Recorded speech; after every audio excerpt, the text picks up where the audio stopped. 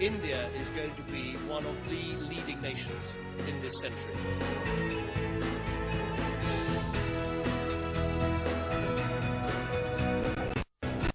The Indian government and Vodafone must sit down and discuss this and hopefully reach a conclusion where everyone can see that it will be consistent for other companies as well in the future. We have to make sure, whichever country we're running, that the system is fair, that it's predictable what tax they will pay.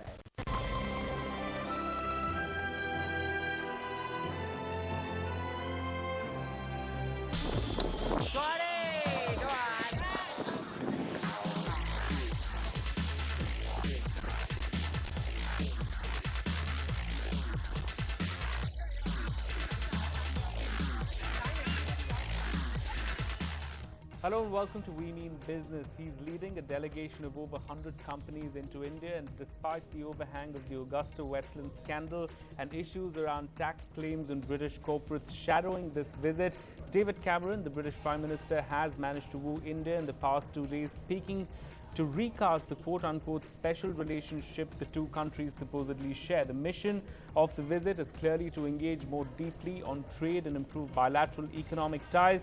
But can India and Britain really collaborate more deeply on the economic front? And will this visit really give a fillip to British investments into the country? That's what we're debating tonight in We Mean Business. And joining us on the show, Vikram Singh Mehta, former chairman of Shell, on a link from Mumbai.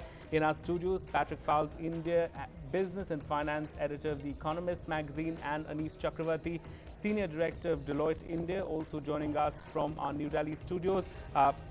We have Vivek Daheja, author of Indianomics. Before we begin our debate and get through to our guests, let's listen in to Karan Bilimoria, the co-founder and chairman of Cobra Beer and former chairman, of UK IBC, who I spoke to earlier. I began by asking him what tangibles the UK PM really hoped to achieve out of this visit.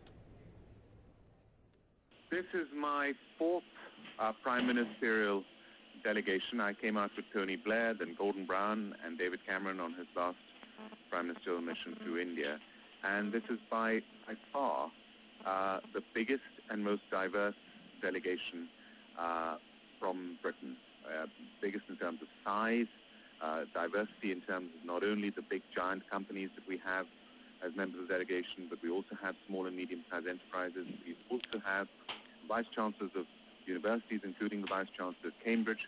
We have the heads of the British Museum, the British Library, the London.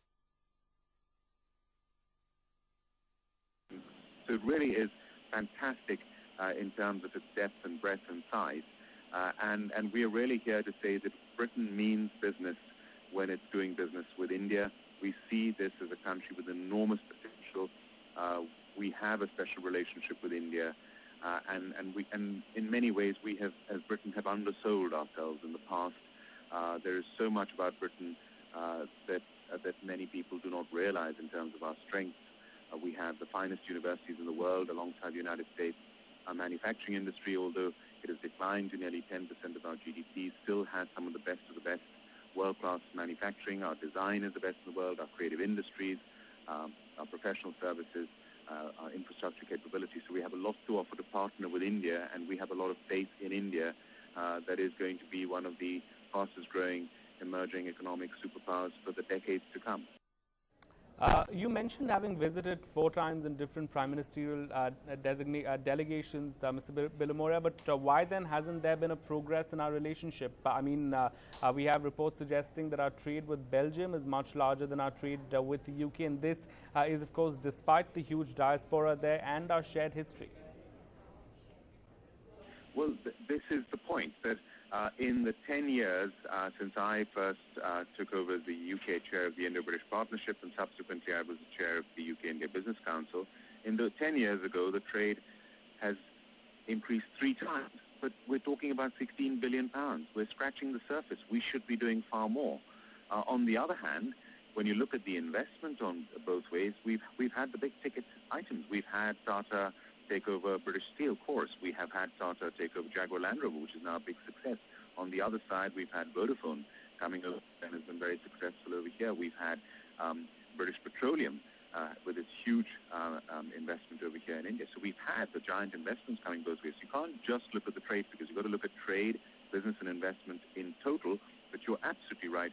We should be doing far more in terms of exports and imports between the two countries than we are. And I think that's one of the objectives is to show India the capability Britain has in so many areas to increase that trade and to increase the investment.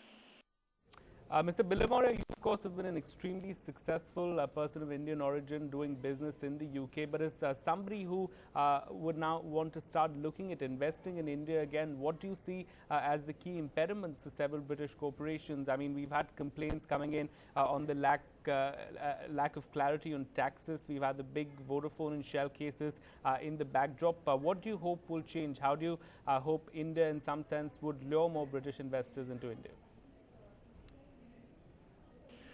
Without a doubt, we would say very openly, I say it all the time, the Prime Minister is saying on this visit, Britain is one of the most open countries in the world when it comes to doing business.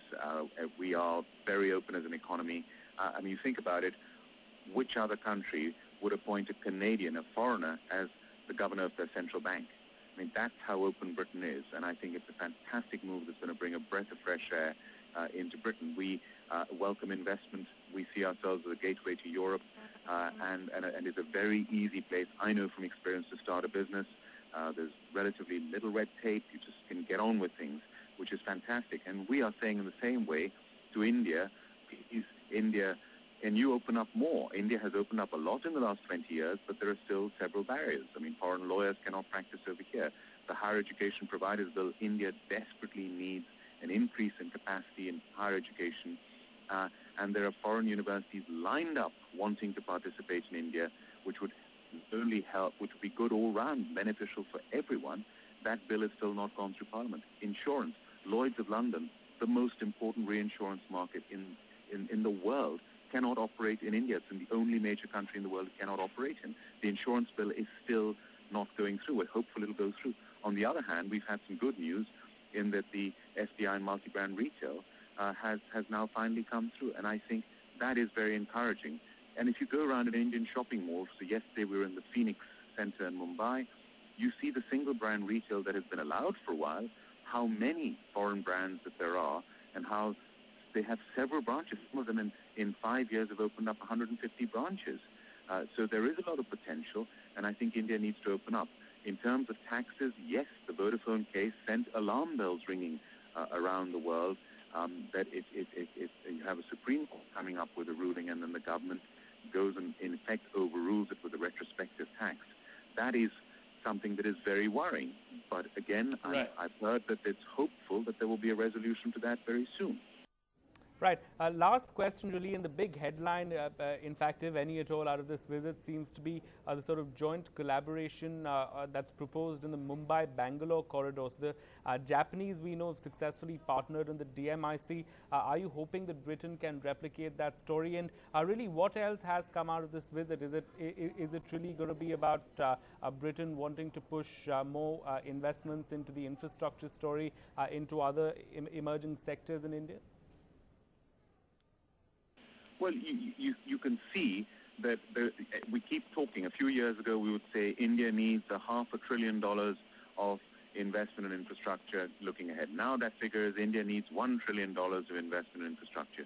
There's no question about it. India desperately needs investment in infrastructure in every area, and the potential for that is absolutely enormous. And these corridors are a very good way of doing that, because not only are you making it much easier for freight to travel, cutting it down many, many times over, but you're also building new towns along the route, and it's creating a huge amount of development, all linked to a corridor. The Delhi-Mumbai one, from what I know, is going very well. There has been significant investment from Japan, and so there's a reason why a Bangalore-Mumbai one should not work as well. And Britain is very keen to get involved in that, and I'm very hopeful that if it comes through, it will generate billions of dollars of investment and will be very beneficial.